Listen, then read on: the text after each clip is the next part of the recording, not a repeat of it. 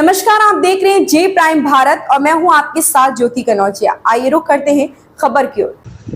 भाजपा सांसद अनुराग ठाकुर कहते हैं, मेरे बयान से कुछ लोगों की अधिकार भावना को ठेस पहुंची है। नतीजा यह हुआ कि पूरा इकोसिस्टम चिल्लाने लगा है। उन्हें लगता है कि सिर्फ वह ही सवाल पूछ सकते हैं क्योंकि उन्हें विशेषाधिकार प्राप्त है। यह वो लोग हैं जिनके पूर्वज पिछड़े वर्ग के लोगों को बुद्धू कहते थे। उनके पूर्वज दलितों और आदिवासियों को सम्मानता न देने के बहाने बनाते थे। कुछ लोगों को मेरे भाषण से उनके सेंस ऑफ एंटाइटलमेंट को गहरी चोट लगी, जिसका असर हुआ कि पूरे इकोसिस्टम ने चीख पुकार मचाना शुरू कर दिया। इन्हें लगता है कि सवाल पूछने का हक सिर्फ इन्हें है क्योंकि ये प्रिविलेज है। ये वही लोग हैं जिनके पूर्वज पिछड़ों को, दलितों को, वंचितों को बुद्धू कहा करते थे। जो दूसरों को बुद्धू कहा करते थे, आज उन्हीं के घर में बुद्धुओं की भरमार है। ये वही लोग हैं जिनके पूर्वज दलितों, आदिवासियों को समानता का अधिकार न देने के बहाने बनाते थे। ये वही लोग हैं जिन्हें लगता था कि कैसे उनके सामने कोई दलित व्यक्ति कोट पैंट पहनकर खड़ा हो सकता है और संविधान लिख सकता है।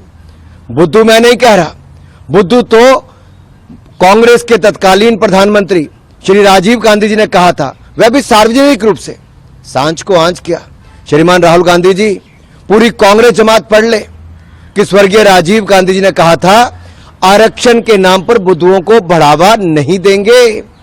और नव भारत टाइम्स का ये लखनऊ एडिशन का 3 मार्च 1985 और बाईलाइन थी आलोक मेहता की। इस इंटरव्यू का शीर्षक था, आरक्षण के नाम पर बुद्धुओं को बढ़ावा नहीं। और मैं कुछ लाइनें आपके लिए पढ़ देता हूं, जो प्रारंभिक इसका पैराग्राफ है। प्रधानमंत्री श्री राजीव गांधी की मान्यता है कि संविधान बनाते समय पिछड़ा वर्ग के लिए आरक्षण की जो व्यवस्था की गई, पिछले वर्षों के दौरान उसका बहुत राजनीतिकरण हो गया। इसलिए अब समय आ गया है कि इनके सारे प्रावधानों पर नए सिरे से विचार किया जाए। वास्तव में दबे और पिछड़े लोगों को इस सुविधा और सहायता दी जाए, लेकिन इसका विस्तार कर विभिन्न क्षेत्रों में बुद्धुओं को बढ़ाने से पूरे देश को नुकसान होगा। आई अनकोट। ये मैंने नहीं कहा, ये स्वर्गीय राजीव गांधी जी ने कहा। मैं तो कहता हूं, बात निकली है तो दूर तलक तक जाएगी। पूर्व प्रधानमंत्री के अति बुद्धिमान पुत्र इस देश को बताएंगे कि क्या उनके पिता की नजरों में पिछड़ा वर्ग बुद्धू था?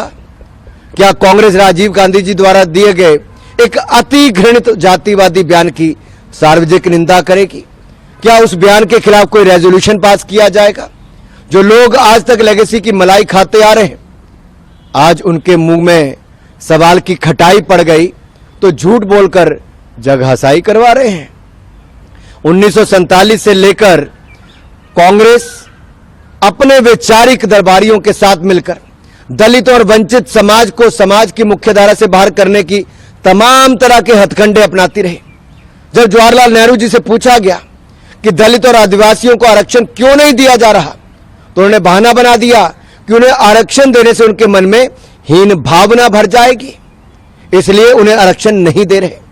नेहरू जी ने तो अपने सारे मुख्यमंत्रियों को पत्र लिखकर बता दिया था कि वह किसी भी प्रकार के आरक्षण के खिलाफ हैं। इंदिरा गांधी जी की भी यही नीति रही। और बीबी प्रसाद मंडल जी, जिन्होंने मंडल आयोग की रिपोर्ट लिखी, इस रिपोर्ट की इंप्लीमेंटेशन को भी राह ताकते रहे। मंडल जी का स्वर्गवास हो गया, लेकिन इंदिरा जी और राजीव गांधी जी ने 10 साल तक इस रिपोर्ट को लागू नहीं होने दिया। राजीव गांधी जी तो खुलेआम मंडल आयोग के रिपोर्ट को लागू करने का विरोध करते रहे।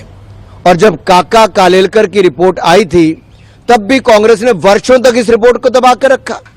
और मुझे एक शेर याद आता है, लम्हों ने खता की, सदियों ने सजा पाई।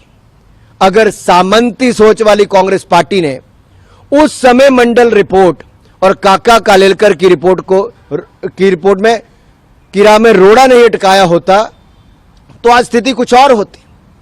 ये जो तुम इतनी वफा दिखाते हो सनम, डर है ये कोई नई दगा तो नहीं? पूरे देश में पिछड़ा, दलित, आदिवासी समाज को राहुल गांधी जी के इरादों पर शंका है, क्योंकि ये उसी परिवार और पार्टी के सर्वे सर्वा हैं जिसने आज तक सारी जरना और मर्यादाओं को तोड़कर आरक्षण का विरोध किया।